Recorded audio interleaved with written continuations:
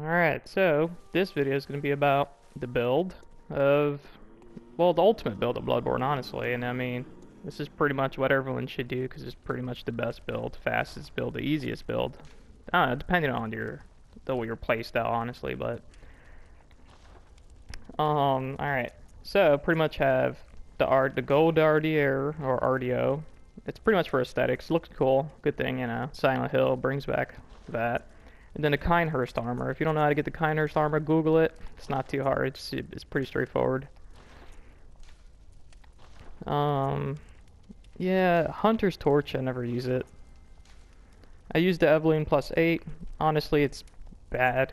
Hunter's Pistol +9 is better, but I don't know. It has a higher damage modifier, which is good, but it's still not as much damage as the Hunter's Pistol. I just like how it looks. The Burial Blade +10, I use it for PvP mostly and for certain bosses. Honestly, it's best in PvP and for specific bosses that you have to counter and not, you know, mash R1 on. Saw Spear +10, that's pretty much my favorite weapon. I don't know, I mean, it's not once failed me. Let's see. And of course, the blood gem fortifications. I recommend doing all the chalice dungeons and getting them all done because you get the best blood gems. I mean, let me see what if I can show you. I mean, look at all those blood gem effects. That's just ridiculous. And for the burial blade, even decent blood gems too. Yeah, and for my stat choices, I mean, that's pretty much what you pretty much. I don't know. It's fairly easy to pick your stat choices in this game. Let's see. I mean, vitality at 50 because you stop getting returns. I mean, as soon as you get to 50, it stops at 1,500 HP. Endurance, it stops at like 180 stamina or something like that. I have, of course, I have the Carol Rune effect, so boost max stamina +15, boost max stamina +10, and boost max HP +10. And a stamina recovery rate speed up. It's hardly noticeable, but I guess it helps. And for strength, I pretty much stopped it at 35 because I stopped getting any decent returns from that. Skill stopped it at 50. Of course, I put 51 just because the guy got like a little bit more, but none of the returns on that. And Blood Tinge and Arcane are just like the garbage stats you don't need pretty much.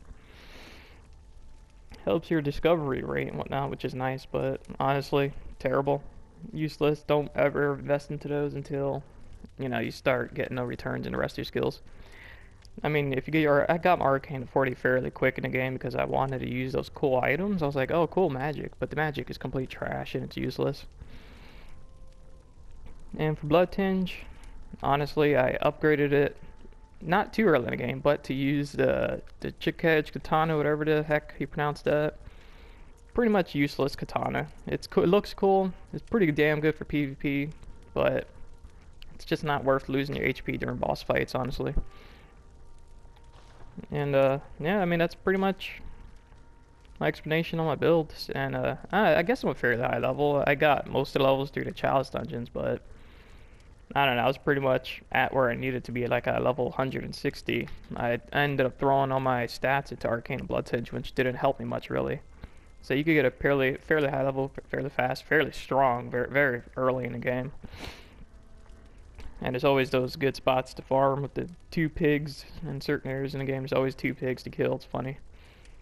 Yeah, so that's it. If it helps you, you know, subscribe and rate and stuff like that. Thanks.